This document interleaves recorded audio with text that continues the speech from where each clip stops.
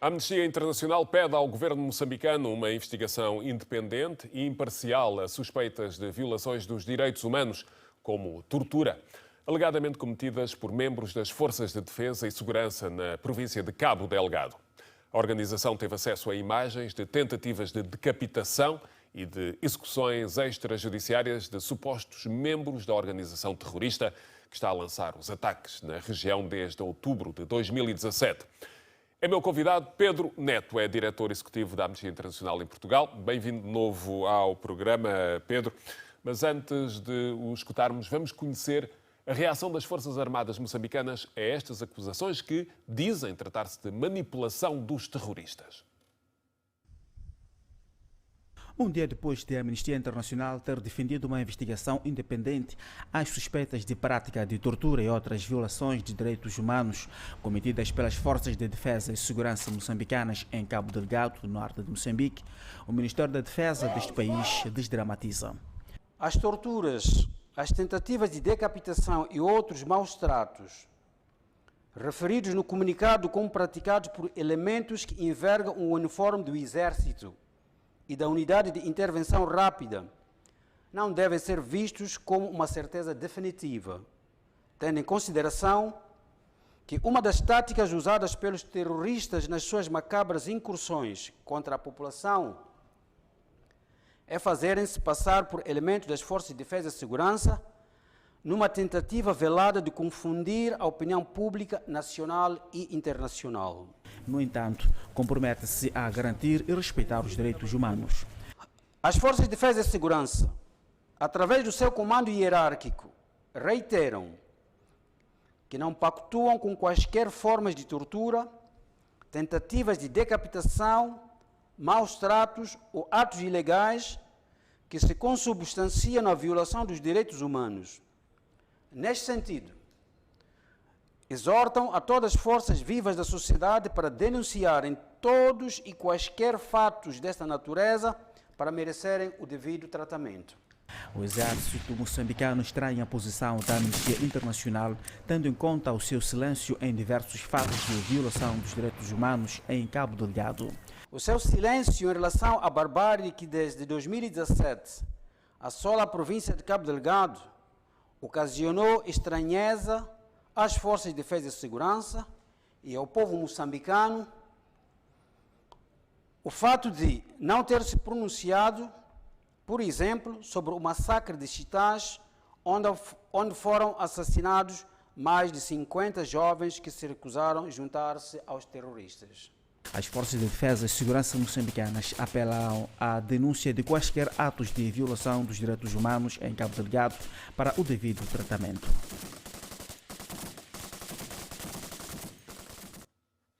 E assim respondem as Forças Armadas moçambicanas a este relatório da Amnistia Internacional.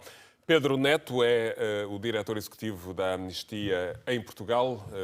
Pedro, pode a organização garantir que as imagens que vos chegou são de atrocidades cometidas por militares?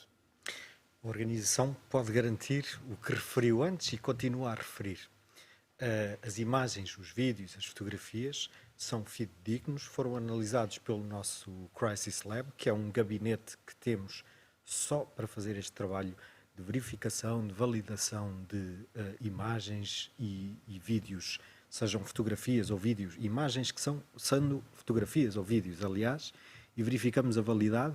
Muitas vezes conseguimos até identificar o local e a data onde foram realizados. Estes vídeos e estas fotografias chegaram-nos por fontes nossas, no terreno, que são fidedignas e por isso garantimos a total validade destas evidências. E aquilo que nós dizemos é que há pessoas, homens, que estão vestidos com uniformes das FADM e das UIR, que é a Unidade de Intervenção Rápida e as Forças Armadas, e que estão a cometer atrocidades e abusos de direitos humanos, que são tortura e tentativa de decapitações e assassinatos de jovens que são terroristas ou que pertencem ao grupo do Al-Shabaab. Queria ressalvar que não temos condições de saber se estes jovens do denominado grupo Al-Shabaab têm ligação direta aos terroristas do Estado Islâmico que atuam mais a norte noutros países e que também se denominam com o mesmo nome. Este Al-Shabaab significa a juventude e é por isso também que lhes dizemos que são jovens. Há muitas coisas que os militares e o governo afirmam que têm razão, mas identificaram um inimigo errado. A Amnistia Internacional não está contra eles, nem está a acusá-los de nada. Nós estamos a pedir investigações para se perceber quem são aqueles que estão a cometer estes atos de tortura. Como é que a Amnistia está em Cabo Delgado? Com investigadores, através de análise? Como é que chegam lá? Sim, dessas formas todas. Deixe-me só dizer-lhe, para acabar a ideia anterior, é que é um facto que muitos terroristas ou jovens que estão a aliciar e a provocar a violência muitas vezes usam uma t-shirt, ou umas calças, ou umas botas, mas nunca os uniformes completos. E aquilo que nós vemos nestas imagens, nestes vídeos, é que estão com os uniformes completos, até os próprios distintivos eles utilizam.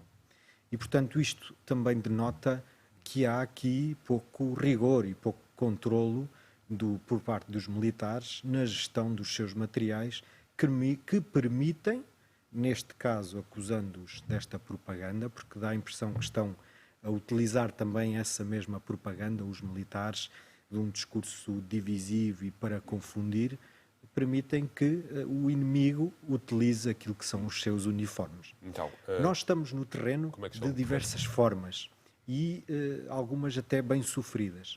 O nosso investigador é moçambicano, esteve em Moçambique. Quem faz contas, vem ao Pingo Doce, porque até segunda-feira, na primeira compra de 50 euros ou mais, ganha um vale de 10 euros para usar na Staples. Isso mesmo, são 10 euros na Staples para um regresso às aulas mais em conta. Contas feitas, dá Pingo Doce. Pingo Doce, venha cá. Moçambique foi inclusivamente já detido enquanto estava a fazer o seu trabalho, correndo risco de vida, e com todas estas dificuldades que são também comuns à imprensa em Cabo Delgado. Várias vezes já documentámos e trabalhámos por jornalistas que são detidos naquela região pela polícia e impedidos de fazer o seu trabalho, eles e nós, e agora temos fontes no terreno que são fidedignas e que, claro, protegemos perante esta situação que vivemos. Aquilo que apelamos tanto aos militares como aos governos é que permitam que as pessoas em Cabo Delgado vivam em paz e em segurança e não entrem nestes discursos confusos a acusar quem está também do seu lado e quer o melhor para aquela região. A Amnistia Internacional não tem estado em silêncio, como é referido. Pois era essa a minha questão. Não, de facto, de modo nenhum. Tem feito denúncia dos ataques que têm vindo a acontecer? Bastante, e há bastante tempo. Documentámos a existência de valas comuns, a existência de ataques, relatámos a pessoas que têm que fugir das suas aldeias durante o dia e vão dormir ao mato, porque durante a noite que as suas aldeias são atacadas. Temos documentado tudo isso há muito tempo.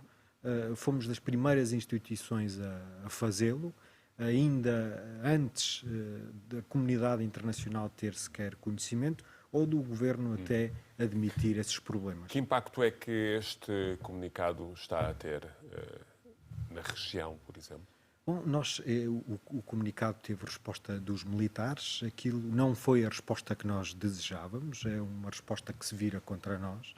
E é uma resposta infundada. Aquilo que nós queremos, tanto dos militares como do governo de Moçambique, é que façam investigações e que responsabilizem as pessoas que cometeram estes atos, isto num segundo nível. Assumindo que são militares, antes de mais, não é? Sendo militares num enquadramento específico da justiça no enquadramento militar, sendo civis ou terroristas, como eles lhe chamam, noutro enquadramento, como é, obviamente. Mas a resposta nunca passa por execuções extrajudiciais ou pela tortura.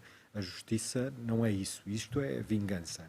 E a justiça é outra coisa. E o que queremos é que os órgãos de soberania em Moçambique e as forças de segurança, onde estão as FADMAs e a JUIR, atuem no cumprimento da lei, mantendo a segurança daquela região e, sobretudo, das pessoas que lá vivem e que têm sofrido e a que nós temos dado voz, a que a Igreja Católica tem dado voz também, em especial na pessoa do Bispo de Pemba, e é preciso também que a comunidade internacional apoie. 250 mil deslocados nesta altura, centenas de mortos conhecidos destes ataques e desta violência que tem vindo a aumentar de nível.